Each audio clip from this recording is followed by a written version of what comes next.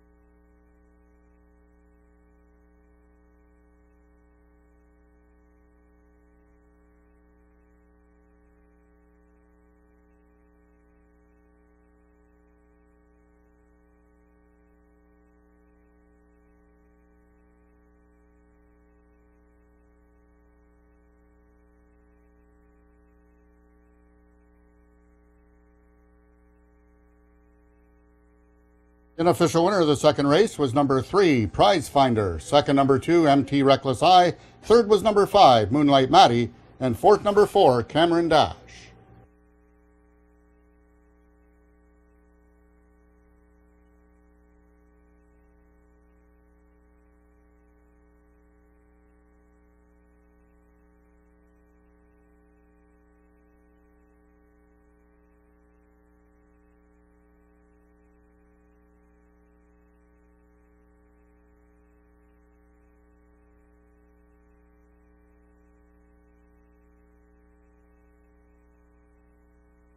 The results of the second race are now official. The winner was number 3, Prize Finder, 3 years old, by Finding Nemo out of Mary Yankee by Mary Doc. Foaled in Texas by John and Laura Talley. Prize Finder is owned by Sofia Gallegos, trained by Donald Evans, and ridden to victory by jockey Jesse Degrapont. Prize Finder winning the distance with a time of 17.71 seconds, carrying a speed index of 64. Second, number 2, MT Reckless Eye, and third, number 5, Moonlight Maddie. Here now are the total results of the second race from top to bottom in your program. Number 1, Shake Your Booty a Goody, was a steward scratch. Number 2, MT Reckless Eye, was second, with a time of 18 seconds even. Number 3, Prize Finder, the race winner, with a time of 17.71 seconds. Number 4, Cameron Dash, was fourth, with a time of 18.15 seconds. Number 5, Moonlight Maddie, finished third, with a time of 18.09 seconds. Number 6, La Ruade Maximizer, was sixth, with a time of 18.35 seconds, and number 7, Coronas Cash Prospect, was fifth, with a time of 18.24 seconds. Rechecking from top to bottom, order of finish in your program should read Stewart Scratch 214365. Those are the total results of the second race. In this upcoming third race, just one overweight, number 5, DM Stoli Roan, 2 pounds over, carries 126 pounds.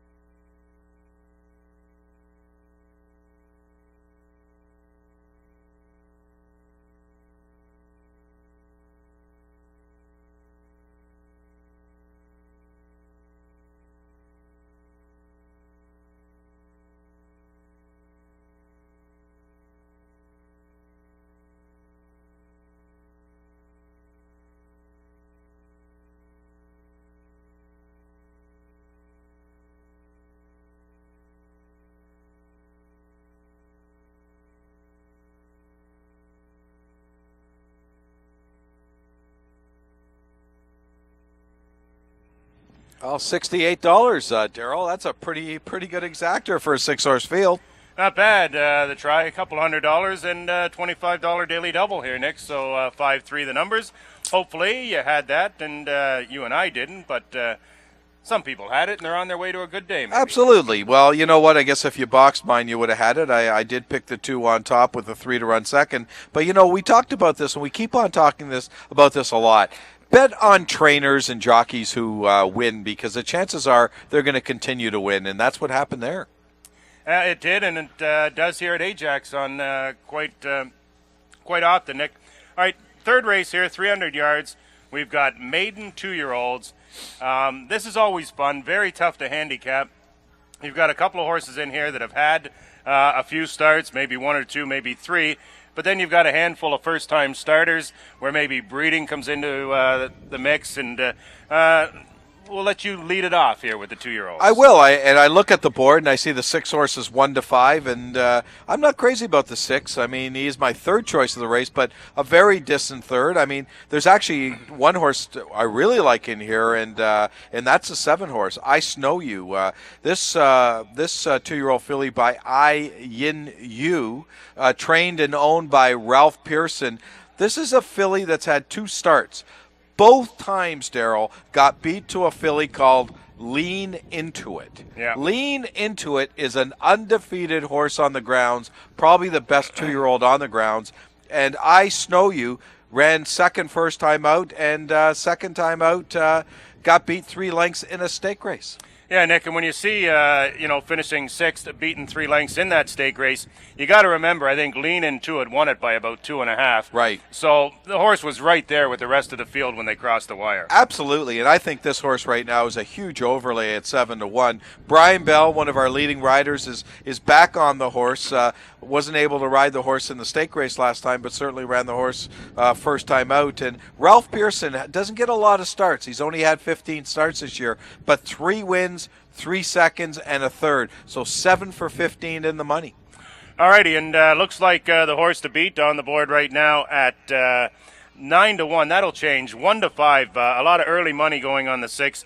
Mr. Cougalicious, and deserves to be bet on, I think, but not at 1 to 5. Not at 1 to 5. And this horse did win a race earlier on June 26th, won a trial race. Now, got is a DQ'd. winner by Absolutely. Is a winner in a maiden race, and you were about to say it. Absolutely. Got DQ'd. So that's what allows this horse to run back in the maiden ranks. So does have a win under its belt, so knows how to get to the winner's circle.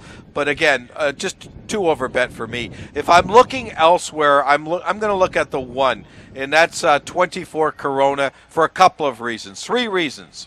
First of all, I love the name. 24 Corona. 24 Corona. I noticed a lot of horses here, Corona and Stoli. There's a lot of Corona, Stoli Coronas, that's for sure. There you go. Stoli with your Corona. Yeah, I guess Mexican. Why would we relate to that? I don't know. I don't know either, but I guess we like to have a few pints when we're not handicapping horses. But, 24 Corona, as I said, love the name. And the connections. Greg Watson, Ramon Dominguez, every time they send a horse out, you really have to be careful on what they're sending out. The horse actually worked pretty good last time, was 3 of 19 out of the gate, breezed out of the gate, and who knows whether this horse can run or not, but we know the connections are certainly capable of having one ready. Alrighty, and breaking from the inside post is 24 Corona. 2-year-olds from the inside post. We talk about that, and also in the thoroughbreds when the 2-year-olds start out, Nick, and they get that inside post no matter how far they're going. You can get pinned down on that rail, and it can be, a scary moment, I think, for these horses once in a while, unless they've been, training in company and are ready to do this. But, you got to keep an eye on the inside post. You do. The other horse worth mentioning in here is the 5 horse, DM Stolly Roan, trained by Alvin Turner. Alvin is a newcomer up here. Alvin does most of his training and racing down in Texas and does have a small stable up here right now. This horse ran first time out in Houston, got beat 4 lengths, finished 5th, beat half the field, then ran at Fort Erie on July the 2nd, finished 3rd, got beat 5 lengths. Again, no late kick is the line, didn't race all that great, but has had a couple of starts under its belt. All right, Nick, and maybe one thing we should mention, because we are out there in the simulcast and a lot of the Canadians and that and those in the States, you have to watch the odds board carefully here at Ajax. We say 1 to 5. This horse opened up at the 6, but not large pools, Nick. And people that do wager like to keep an eye on the pool size. And a very, minor wager on this horse really early could make this horse a 1 to 5. So you have to watch how the odds boards change as we get closer and closer to post time, and as the day goes on, the pools get a little bigger. They do get bigger here at Ajax. So don't let that fool you when you see the 1 to 5. You look now; it's even money, and the 5 is 8 to 5. So the odds are going to change, quite often before post time. Yeah, that's a very good point. And the second point that can be made as well is, as you're watching the odds change, you'll see the odds change a lot more, especially when the horses are in post parade. With 2-year-olds, maidens, there's a tendency to see how a horse looks on the track before they bet. Alrighty, there you have it. Look at race 3, the maiden 2-year-olds getting set to go. They're in the walking ring. They'll be out in the track very shortly. Post time coming up in 14. And don't forget, come back and we'll go through the pick 4. And last week, the pick 4 paid $2,600. So don't miss out again on today. All right.